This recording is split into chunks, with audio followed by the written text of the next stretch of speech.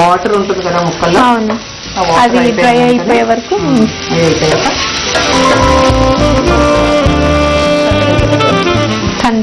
కంది గింజలు కూడా మనం కందికాయలు ఇలా ఉంటాయి, ఈ రెగ్యులర్ గా దొరకవు, అప్పుడప్పుడు సీజనల్.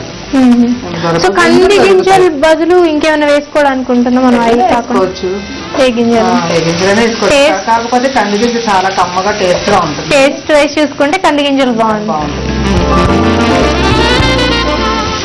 పచ్చి వేసుకోవచ్చు, బాయిల్ చేసుకుని వేసుకోవచ్చు.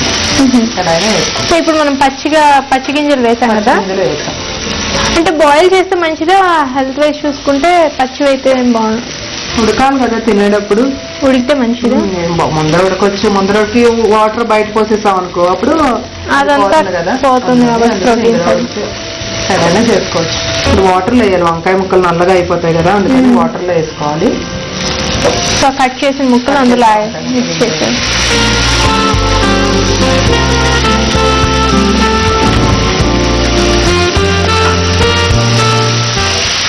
వంకాయలు వేసిన వెంటనే కొంచెం హైలో పెట్టాలి, లేకపోతే సిమ్లో పెడితే కొంచెం బ్లాక్ షేడ్ వస్తుంది. సో చూసారు కదా, వంకాయలు వేయగానే హైలో పెట్టాలంట, లేదంటే బ్లాక్ షేడ్ వస్తుంది కదా, సో దానికోసం హైలో పెట్టాలి. సో వంకాయలు మొత్తం 150 వెరైటీస్ ఉన్నాయి, 150 వెరైటీస్ చేసుకోవచ్చు అని విన్నాను. బట్ మిమ్మల్ని చూస్తే 200 వెరైటీస్ చేసేలాగా అనిపిస్తున్నారు. ఎన్నైనా చేసుకోవచ్చు, ఇప్పుడు మన ఐటమ్స్ అన్నిటిలోనే వంకాయ వేసుకోవచ్చు కదా, ఎన్నైనా చేసుకోవచ్చు, దానికి లిమిట్ ఏమీ లేదు. కొన్ని రెసిపీస్ వంకాయలు అన్ని సూట్ అవ్వవు కాబట్టి అవి మనం చూసుకుని వేసుకుంటే టేస్ట్గా ఉంటుంది.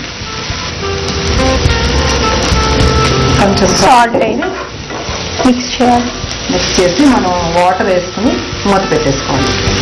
కొంచెం వాటర్ పోసుకున్నాం, ఇందులో బౌల్లో డైరెక్ట్ గా వేసుకుంటే, ఎందుకంటే మనం ఎంత వేస్తున్నామో తెలియదు, అందులో వేసాక తీయాలి కదా, అందుకని ముందే బౌల్లో పోసుకొని వేసుకోవడం.